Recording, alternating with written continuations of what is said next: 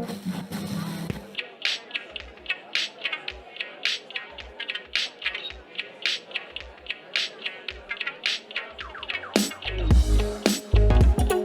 are listening to the People First podcast.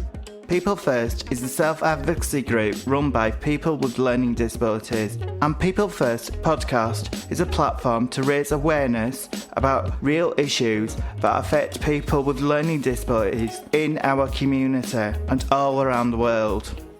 We aim to inform and entertain our listeners by interviewing interesting guests and talking about the things that really matter to us. This is like having a stage to speak out and get our voices heard.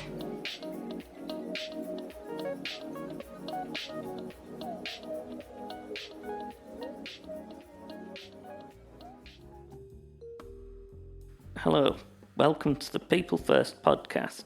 Today we will be talking to Juliet from the group ICanDance. Thank you for joining us.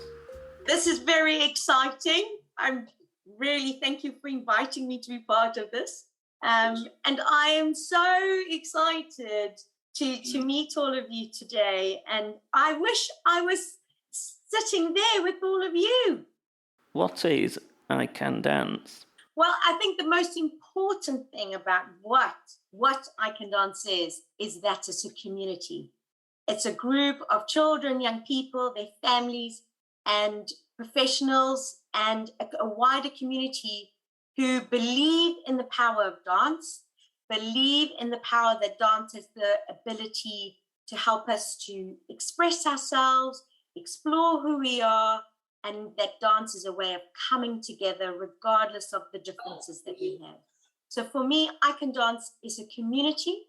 It's a creative, therapeutic community where we use dance and performance to empower children and young people. How did it start? How did it start? Well, it started with me. It started with me having an idea. And I've always danced, and dance is a very important part of my life. And I did lots of different things. I was a teacher in schools, and I was a therapist working with people with different needs and families. And I just thought, and I was teaching ballet, and I just thought, how can I bring this all together? And there was something about making it possible for everyone to explore what dance has to offer. And so I just decided I'm going to start it. So I did. And it started with maybe sort of 10 kids and 2 staff. And now we work with probably about 160 in a week. And we have a combination of volunteers and student placements and staff that's probably about 40 to 50. Where are you based? Unfortunately, nowhere near you. I'm sad about that. One day, maybe I'll come to visit. That would be fab. We are in London, but we do sort of work where I've gone and done different things across the country. Predominantly, we work in schools and we run weekly sessions based in North London, but we'll go wherever we can to meet fabulous people like you. What kind of dancing do you teach? Really good question. I would say that the base, for me, it's about using movement to express and to explore. So it's very much about the dancer's own movement and their own dance. And so it's quite creative movements. But the basis of what we sort of try to teach as well is based, I would say, in sort of ballet and contemporary. But there's nothing for me about we are going to learn a step. It's more about what does your body tell me today? And then from that, how we explore our bodies, we might build steps and movements into it.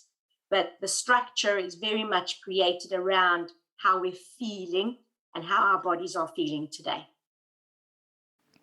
How do you think dance helps people with learning disabilities? Well, I think it helps all people, not just people with learning disabilities. And I think we're all the same. I think we just learn in different ways. And I just think everybody sometimes needs a way to be creative, to express themselves, and to find ways to connect with others. And I think dance does that for people with learning difficulties and everybody. I like the fact that we don't have to use words in dance. I wish I could dance this podcast for you. You had an event with Simon Jarrett, who we have interviewed on the podcast before. Can you tell us more about that? Oh, yes. How did I get to know Simon? So Simon is the chair of another wonderful organization called Coralive. In Coralive is for adults with learning difficulties that perform. And I got to know him through there because we did some work together as our two organizations. And then I love the work that Simon does because of his fantastic book. He's got so many interesting things to share. And so he's always so generous, isn't he?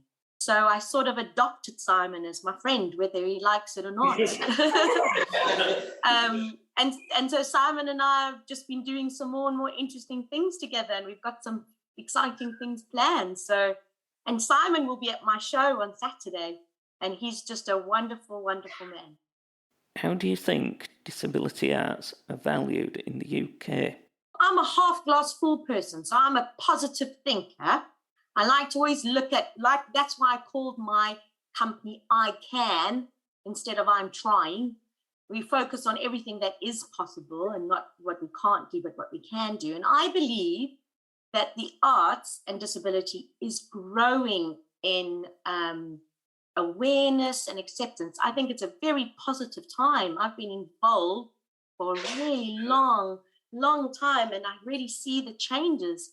And people like Katrina doing lovely things and doing things with you and in her work. I feel positive. I think it needs more, definitely more. But I think it is on the up. How did the lockdown affect your work? When lockdown started, I thought, what are we going to do? Because when we dance, we like to do a lot of touching, moving together.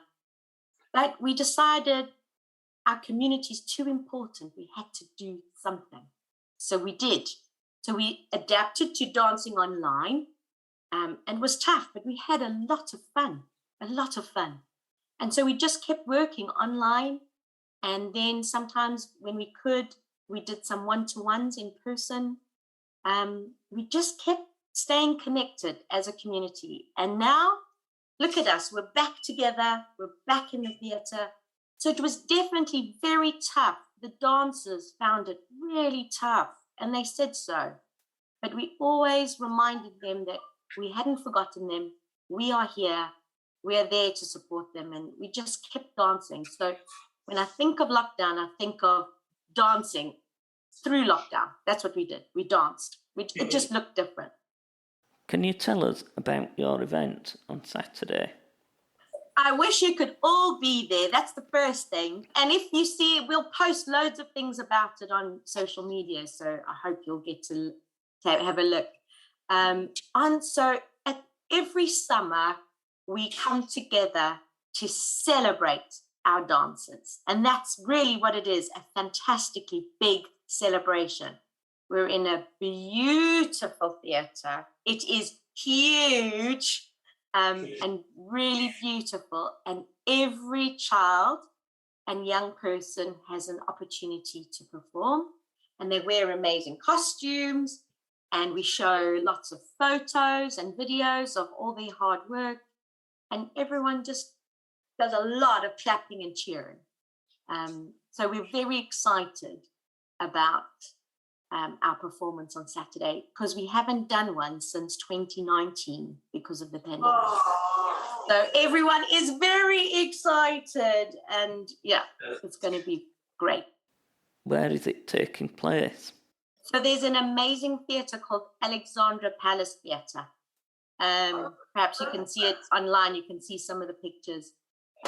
So we'll be performing in this fantastic theatre, a 900-seat theatre, so really nice and big.